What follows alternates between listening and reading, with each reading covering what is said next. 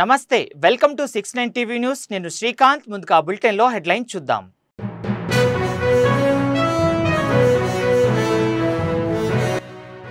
సింహాచలం సింహాద్రి అప్పన్న స్వామి చందనోత్సవంలో అపశృతి దర్శనానికి వచ్చిన భక్తులపై గోడకూలి 8 మంది మృతి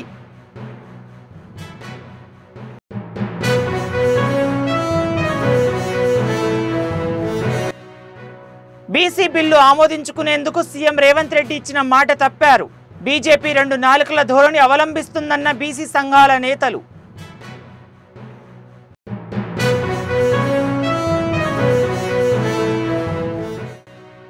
కరీంనగర్ జిల్లా సిరిసెడు గ్రామంలో ఇందిరమ్మ ఇళ్ల లొల్లి కలకలం అరువులకు కాకుండా అనర్హులకు ఇస్తున్నారని గ్రామస్తుల ఆందోళన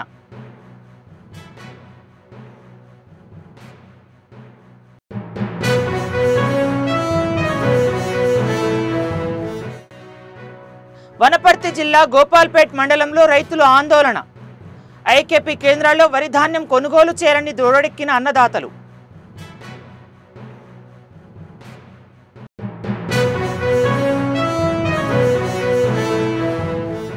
ఇక డీటెయిల్స్ చూద్దాం విశాఖ జిల్లా సింహాద్రి అప్పన్న స్వామి చందనోత్సవంలో అపశృతి చోటు చేసుకుంది స్వామివారి నిజ రూపాన్ని దర్శించుకునేందుకు వచ్చిన భక్తులపై గోడ కూలడంతో 8 మంది మృతి చెందారు పలువురు గాయాలపడ్డారు మంగళవారం అర్ధరాత్రి దాటిన తర్వాత సింహాచలంలో భారీ వర్షం కురిసింది దీంతో సింహగిరి బస్టాండ్ నుంచి ఎగువకు వెళ్లే మార్గంలో షాపింగ్ కాంప్లెక్స్ వద్ద 300 టికెట్ క్యూ లైన్ పై సిమెంట్ గోడ కూలింది దీంతో శిథిలాల కింద పలువురు చిక్కుకున్నారు వెంటనే ఎన్డీఆర్ఎఫ్ సిబ్బంది అధికారులు సహాయక చర్యలు చేపట్టారు హోంమంత్రి వంగలపూడి అనిత విశాఖ జిల్లా కలెక్టర్ హరేంద్ర ప్రసాద్ సిపి శంఖభక్త్ర బాక్షి ఘటనా స్థలానికి చేరుకొని సహాయక చర్యలను పర్యవేక్షిస్తున్నారు మృతదేహాలను విశాఖ కేజీహెచ్ ఆసుపత్రికి తరలించారు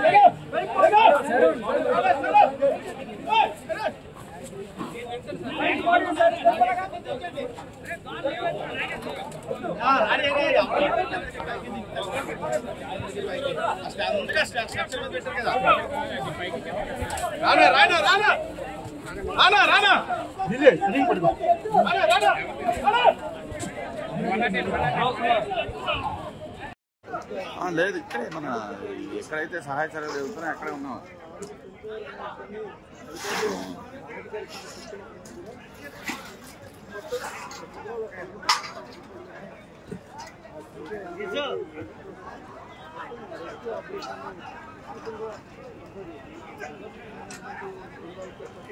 అసెంబ్లీలో బీసీ బిల్లును ప్రవేశపెట్టి అమలు చేసి బీసీ సంఘాల నేతలతో కలిసి సీఎం రేవంత్ రెడ్డి ఢిల్లీ వెళ్లి పార్లమెంటులో ఆమోదం చేసుకుందామని ఇచ్చిన మాటను మరిచారని బీసీ సంక్షేమ సంఘాల జాతీయ అధ్యక్షులు గుజ్జా సత్యం అన్నారు హైదరాబాద్ కాచిగూడలో ఏర్పాటు చేసిన బీసీ కోర్ కమిటీ సమావేశంలో ముఖ్య అతిథిగా హాజరై మాట్లాడారు రాష్ట్రంలో బీసీ బిల్లుకు బీజేపీ మద్దతు పలుకుతోందని కేంద్రంలో మాత్రం ముఖం వాటేస్తోందని ధ్వజమెత్తారు బీసీ సంఘాల నేతలు కలిసి కట్టుగా ఉండి కేంద్రం రాష్ట్ర ప్రభుత్వాలపై ఒత్తిడి తెచ్చి బీసీ బిల్లును పార్లమెంటులో పాసు కావాల్సిందిగా పిలుపునిచ్చారు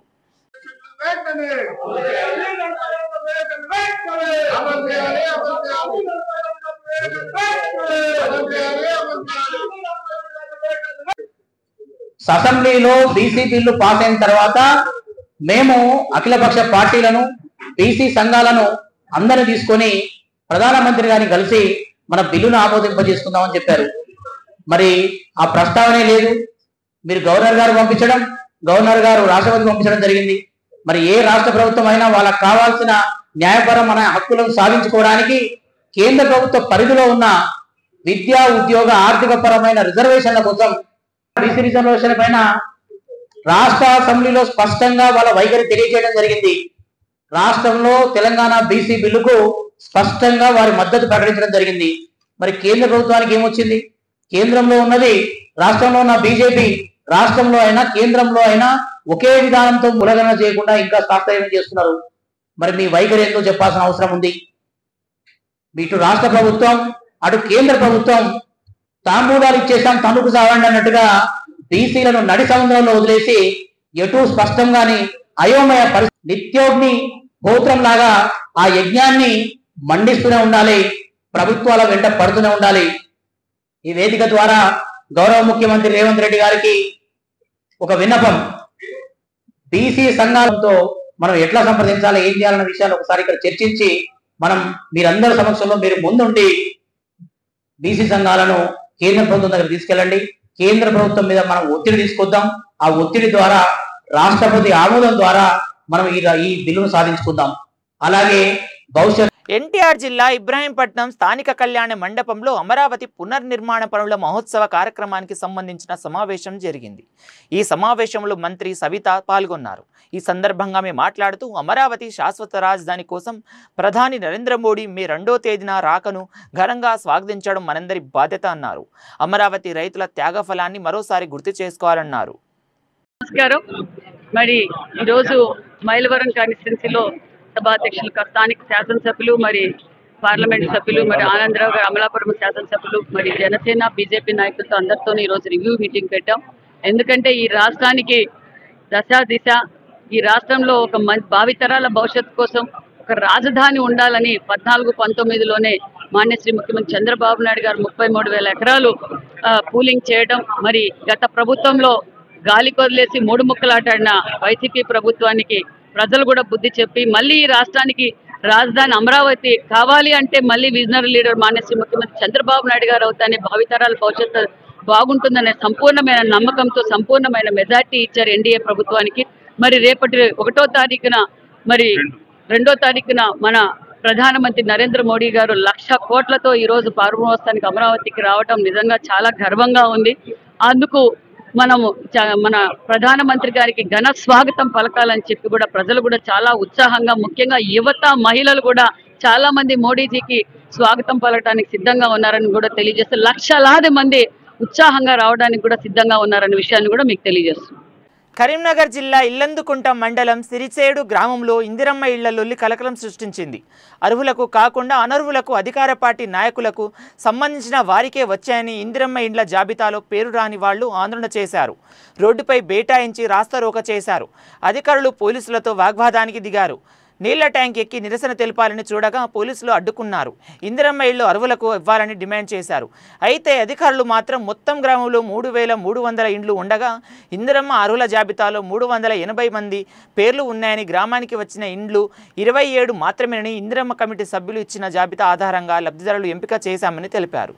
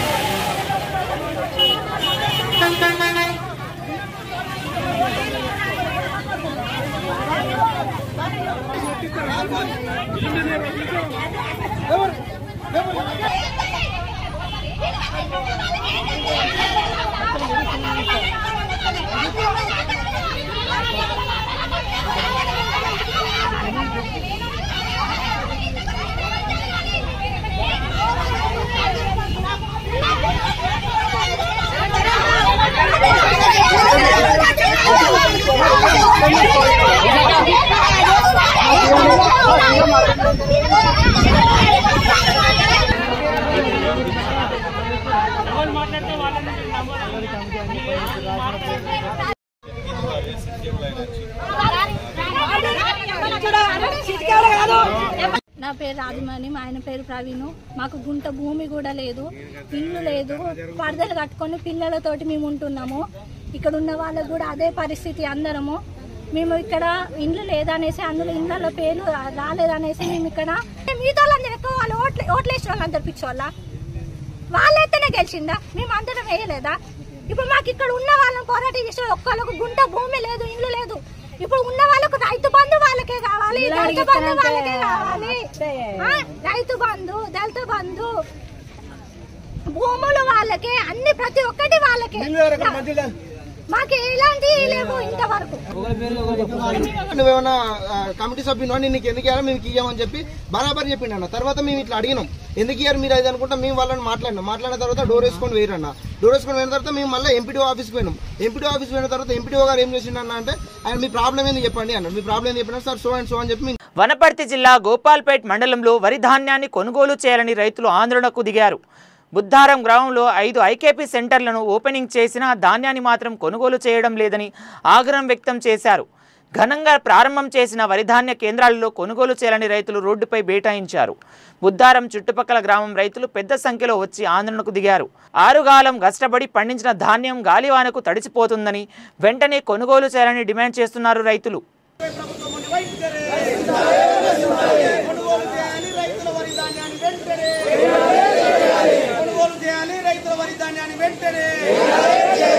స్పందించాలి అధికారులు వెంటనే, స్పందించాలి అధికారులు వెంటనే.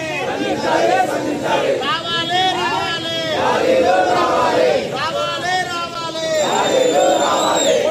కొనుగోలు చేయాలి వరి ధాన్యాన్ని వెంటనే, కొనుగోలు చేయాలి వరి ధాన్యాన్ని వెంటనే. రావాలి రావాలి రావాలి రావాలి. దాదాపు 4 గంటలు దాదాపు 70-80 లారీలు వస్తే కూడా వరి ధాన్యం పోదు. బై మిస్టేక్లో వర్షం వస్తుంది, వర్షపాతం వర్షం పడడానికి రైతులు మనం పోతుంది. రావాలి రావాలి రావాలి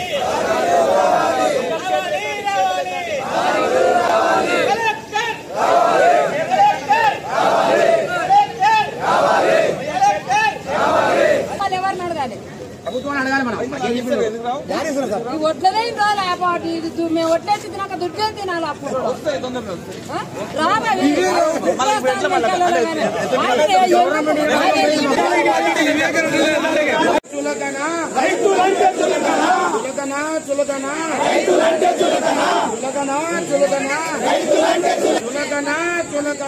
జోగులాంబ గద్వాల జిల్లా కేంద్రంలో బీఎస్సీ నర్సింగ్ కాలేజ్ చేస్తున్న విద్యార్థులపైకి ఓ బోలేరు వాహనం దూసుకెళ్లడంతో 2 విద్యార్థులు దుర్మరణం చెందగా మరో విద్యార్థికి తీవ్ర గాయాలయ్యాయి.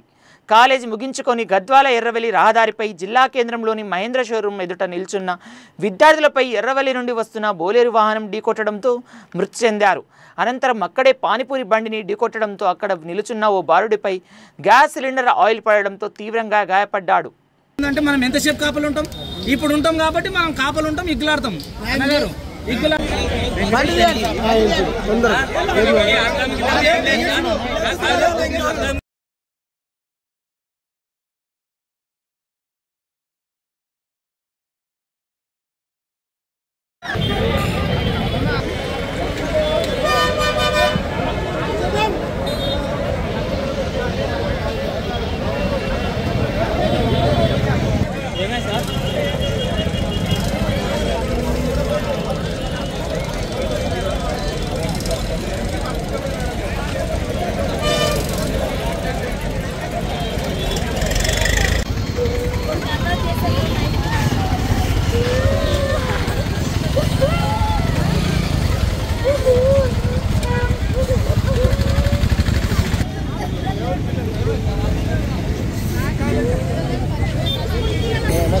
నమస్తే.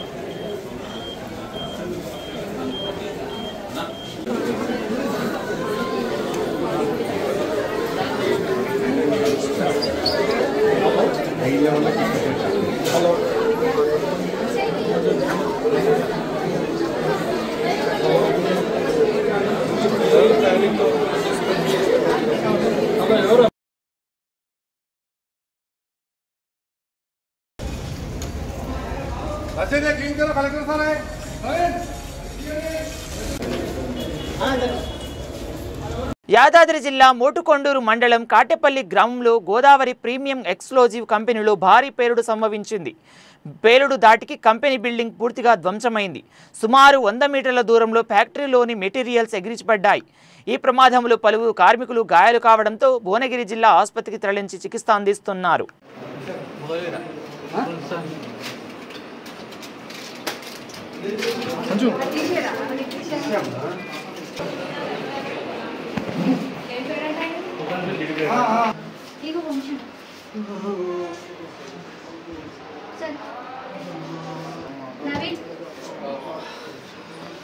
टीटी इच्छा टीटी इच्छा डायपर इच्छा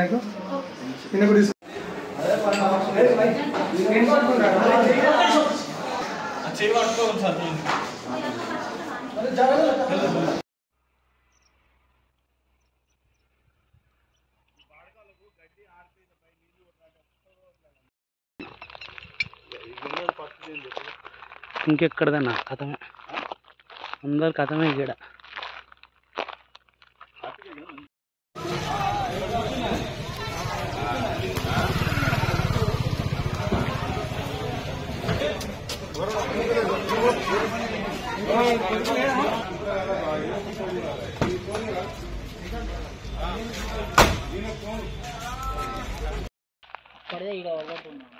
అంతేనా?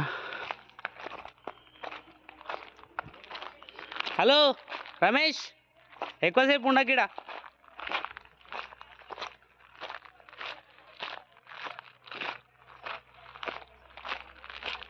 హైదరాబాద్ గోషామహల్లోని దారుసలాం బ్రిడ్జ్ నిర్మాణ పనులను సోషల్ వర్కర్ మెట్టు శ్రీకాంత్ పర్యవేక్షించారు. ఈ సందర్భంగా ఆయన మాట్లాడుతూ బ్రిడ్జ్ పనులను నత్తనడకన కొనసాగుతున్నాయని, ప్రజలు తీవ్ర ఇబ్బందులకు గురవుతున్నారు, జిహెచ్ఎంసీ అధికారులు పట్టించుకోవడం లేదని ధ్వజమెత్తారు. బ్రిడ్జి నిర్మాణం పనులు అనేక మార్లు ప్రారంభించి మధ్యలో నిలిచిపోవడం, పూర్తయ్యాక కొద్ది రోజుల నుండి నాణ్యత లోపాల వల్ల మళ్లీ కూలిపోవడం వంటి సంఘటనలు జరుగుతున్నాయని ఆరోపించారు. ఇది కేవలం ప్రజలకు అసౌకర్యమే కాకుండా ప్రజాధనానికి తీవ్ర నష్టం కలిగిస్తుందని వాపోయారు. 2022లో అప్పుడు రోడ్డు కుంగిపోయినప్పుడు అప్పటి మంత్రి అయినటువంటి తలసాని శ్రీనివాస్ యాదవ్ గారు జిహెచ్ఎంసీ అఫీషియల్స్ తోని అక్కడ అయినట్టు అటువంటి సంఘటన మీద సమగ్ర నివేదిక తెప్పించుకోవడం జరిగింది. ఆ నివేదికలో ఏం చెప్పారనంటే, ఈ హెవీ లోడ్ వెహికల్స్ రావడంతోనే ఈ రోడ్ అనేది ఇలా కుంగిపోవడం జరుగుతుంది. గోషామేల్ అనేది చాలా వ్యాపారస్తులకు సంబంధించిన ఏరియా కాబట్టి అక్కడ హెవీ లోడ్ వెహికల్స్ రాత్రి 9-10 అవ్వగానే వెహికల్స్ రావడంతో మళ్ళా పొద్దున 6-7 గంటలకు కాగానే వెహికల్స్ వెళ్ళిపోవడంతో అక్కడ ఆ రోడ్ స్ట్రెంత్ అనేది దాంట్లో తగ్గిపోయి ఈ రోడ్లు కుంగిపోవడం అనేది జరుగుతుంది. ఈ అన్ని నియంత్రణ జరగాలంటే ఇటు సైడు మన చాక్నావాడి సైడ్ మరి ఇటు గోషామేల్ సైడ్ ఒక్కొక్క గార్డర్స్ అనేది హెవీ వెహికల్స్ పోకుండా గార్డర్స్ ఏర్పాటు చేస్తే ఈ రోడ్లు కుంగిపోవడం అనేది జరగకుండా, అలానే ప్రజలు ఇబ్బంది పడకుండా, అలానే ప్రజాధనం అనేది వృధా కాకుండా తగిన చర్యలు దీని మీద తీసుకొని ఇక్కడ గార్డర్లు అనేది ఏర్పాటు చేయాలని చెప్పేసి ఇక్కడ కన్సర్న్ మంత్రి గారిని, అలానే మేయర్ గారిని, కమిషనర్ గారిని, జోనల్ కమిషనర్ గారిని, ఇంకా డీసీ గారిని, వీళ్ళందరినీ ఈ మీడియా ముఖంగా కోరుకుంటున్నాను. తిరుమల శ్రీవారిని హీరోయిన్ ఆసికా రంగనాథ్ దర్శించుకున్నారు. విఐపి విరామ దర్శన సమయంలో వెంకటేశ్వర స్వామిని దర్శించుకొని ప్రత్యేక పూజలు నిర్వహించారు. దర్శనం అనంతరం ఆసికా రంగనాథ్కు వేద పండితులు రంగనాయక మండపంలో ప్రత్యేకంగా ఆశీర్వదించి తీర్థ ప్రసాదాలు అందజేసి సత్కరించారు. అందరికీ నమస్కారం. చాలా బాగుంది, చాలా బాగా జరిగింది దర్శనం. అండ్ ఇక్కడ అడ్మినిస్ట్రేషన్ మెయింటెనెన్స్ చాలా బాగుంది. And so many pilgrims will come and accommodating so many people here is great. ప్రసాదం కూడా చాలా బాగుంది. ఎప్పుడు కూడా తిరుపతి వచ్చడానికి నాకు చాలా ఆనందం, సంతోషం అవుతుంది. So thank you so much అందరికీ, మెయింటెనెన్స్కి. So I keep coming. Thank you. Next Vishwambhara Chiranjeevi sir తోటి వస్తుంది. అండ్ సర్దార్ 2 తమిళ్లో కార్తీ సార్ తోటి, కన్నడలో ఒక ప్రాజెక్ట్ ఇలాంటివి. అవును, చాలా మంచి ఎక్స్పీరియన్స్ సార్ తోటి, అంత పెద్ద ఆర్టిస్ట్ తోటి స్టార్ తోటి వర్క్ చేయడానికి ఒక అదృష్టం. సో ఐఎమ్ వెరీ గ్లాడ్ ఈ ఆపర్చునిటీకి. అండ్ నేను కూడా వెయిట్ చేస్తున్నాను ఎలా ఉంటుంది ఆ స్క్రీన్లో సార్ తోటి నేను ఎలా స్క్రీన్ మీద కనిపిస్తానని. సో వెయిటింగ్ అనుకుంటున్నాను. ఉత్తరాంధ్ర జిల్లాల ప్రజల ఆరాధ్య దైవం సింహాచలం శ్రీ లక్ష్మీ నరసింహస్వామి వారి చందనోత్సవ వైభవంగా జరిగింది. ఏడాది పొడవునా చదనంలో దర్శనమిచ్చే స్వామివారు ఈ ఒక్కరోజు మాత్రమే నిజ రూపంలో దర్శన భాగ్యాన్ని కల్పిస్తారు. దీంతో స్వామివారి దర్శనం కోసం రాష్ట్ర నలుమూలల నుంచి భక్తులు పోటెత్తారు. దైవస్థానం అధికారులు ప్రత్యేక ఏర్పాట్లు చేశారు. ఆలయ అనువంశిక దర్శనకర్త గజపతిరాజు స్వామివారి తొలి దర్శనం చేసుకుని పట్టు వస్త్రాలు సమర్పించారు. స్వామివారి నిజరూప దర్శనం కోసం భక్తులు భారీ సంఖ్యలో వేకువజామున నుంచే అప్పన్న ఆలయానికి పోటెత్తుతున్నారు.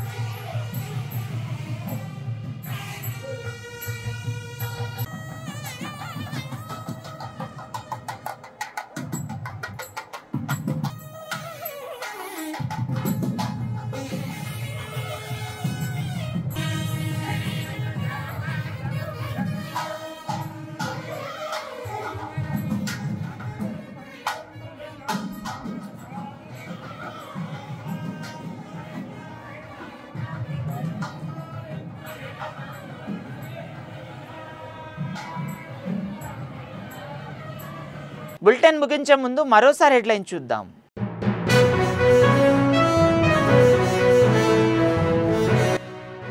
సింహాచలం సింహాద్రి అప్పన్న స్వామి చందనోత్సవంలో అపశృతి. దర్శనానికి వచ్చిన భక్తులపై గోడ కూలి 8 మంది మృతి.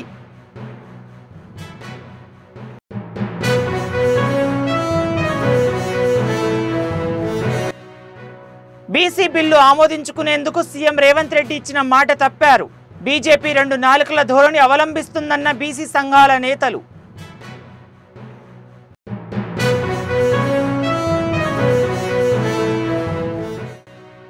కరీంనగర్ జిల్లా సిరిచెడు గ్రామంలో ఇందిరమ్మ ఇళ్ల లొల్లి కలకలం. అర్హులకు కాకుండా అనర్హులకు ఇస్తున్నారని గ్రామస్తుల ఆందోళన.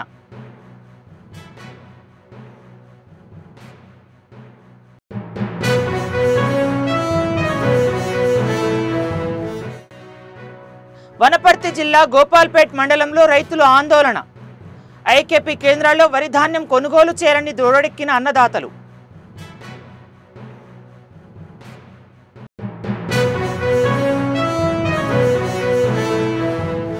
మరిన్ని అప్డేట్స్ కోసం చూస్తూనే ఉండండి 69 టీవీ న్యూస్.